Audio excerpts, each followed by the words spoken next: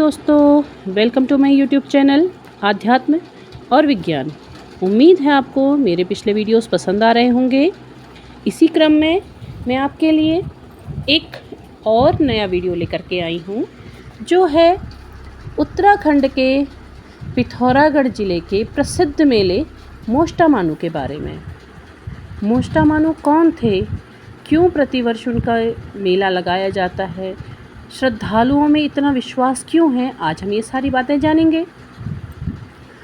पहाड़ की सांस्कृतिक विरासत की पहचान रहे विकास के दौर में भी पहाड़ वासियों के लिए इन मेलों का महत्व कम नहीं है।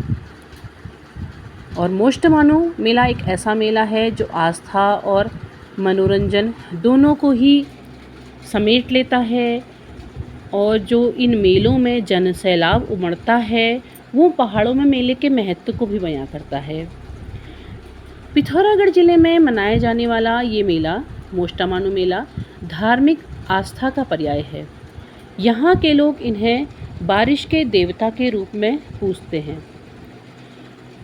मोष्टामानु को माना जाता है कि वो पशुपति नाथ के, जो नेपाल में स्थित हैं, उनके ही अवतार हैं, और माता काली के पुत्र के रूप में भी पूजे जाते हैं। इन्हें इंद्र का स्वरूप भी माना जाता है, वरुण देवता का भी रूप माना जाता है, क्योंकि ऐसा माना जाता है कि प्राचीन काल में जब बारिश नहीं हुई और पिथौरागढ़ इलाके में भयंकर अकाल पड़ गया, तब लोगों ने इस मंदिर में मोष्टा देवता के लिए यज्ञ किया और उसके बाद यहाँ बहुत अच्छी बारिश हो गई। तो आज भी लोग इस मंदिर में मेले का आयोजन करते हैं, उनकी पूजा करते हैं, और आज भी उनके आशीर्वाद से यहाँ बारिश ज़रूर होती है। यदि पौराणिक कहानी, प्राचीन जो कहानी इस मंदिर से जुड़ी हुई है, उसके विषय में बात करें तो वो कहा जाता है कि प्राचीन काल में नेपाल से कोई व्यक्ति अपना कुछ सामान लेकर के आए, तो यहाँ पर को लोग अपने पीठ में एक कंडी, जिसे डोका कहा जाता है यहाँ की भाषा में, वो टाँग करके उस पे ही सामान रखते हैं और उसी को पीठ में टाँग करके सामान इधर उधर ले जाते हैं।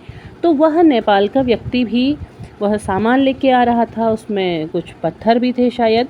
तो कहा जाता है कि वो रात बिताने के लिए इस स्थान पर, जहाँ पर ये मंदिर स्थित है, यहाँ पर को रुका। तो उसने अपना वो सामान वहाँ पर को रखा।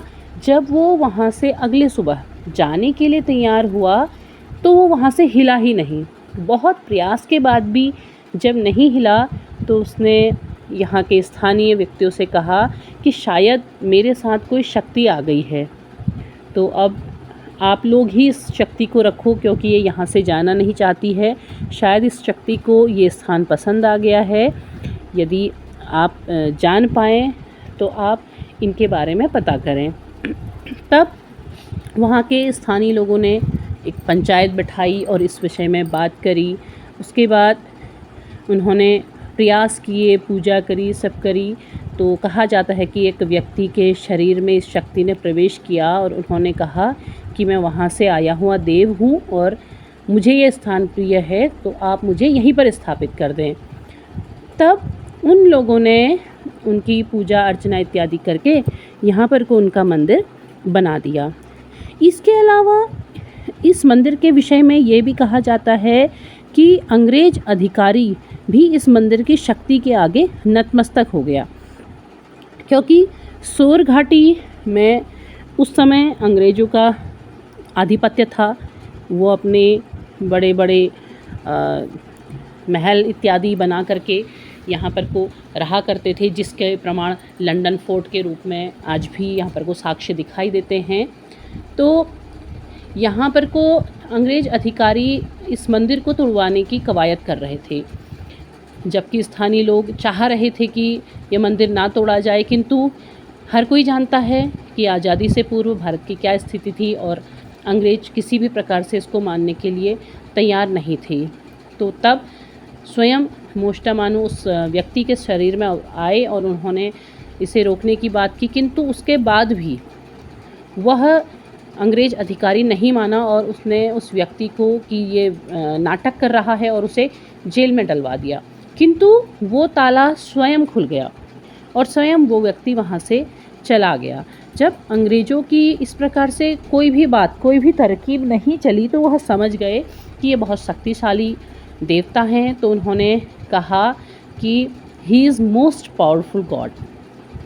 तो तब लोग जो उस समय के लोग जो थे वो ये नहीं जानते थे कि जिन देव को हम पूज रहे हैं वो किस नाम से हैं, तो कहा जाता है कि उसके बाद ही इस मंदिर का नाम मोस्ट मानो देवता पड़ा।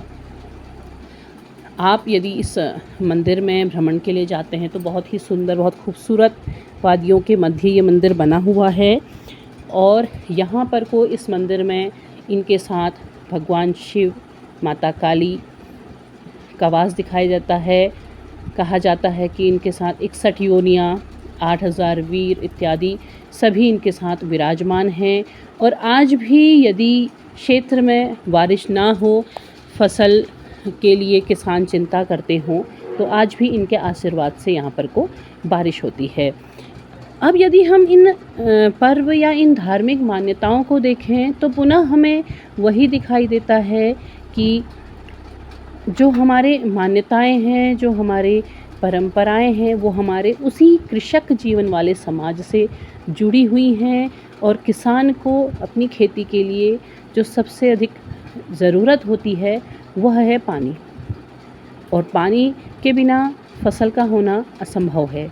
इसीलिए यहाँ के लोगों ने इन देव की पूजा करी, आराधना करी और उनके आशीर्वाद से यहाँ पर को वर्षा होने लगी। और उन्हीं के कृपा के स्वरूप लोग यहाँ पर को मेला लगाते हैं, अपने श्रद्धा की भेंट चढ़ाते हैं। शायद तत्कालीन समय में फसलों से उनका पूजन किया जाता रहा होगा, जो भी है, किंतु इस परंपरा में भी हमारा कृषक जीवन वाला समाज अवश्य झलकता है और उनके विश्वास झलकते हैं। तो उम्मीद है आपको मेरा वीडियो पसंद आया होगा, मेरी जानकारी आपको सही लगी होंगी। यदि आपको पसंद आए तो प्लीज़ लाइक करें, शेयर करें और मेरे चैनल को सब्सक्राइब करना ना भूलें। धन्यवाद।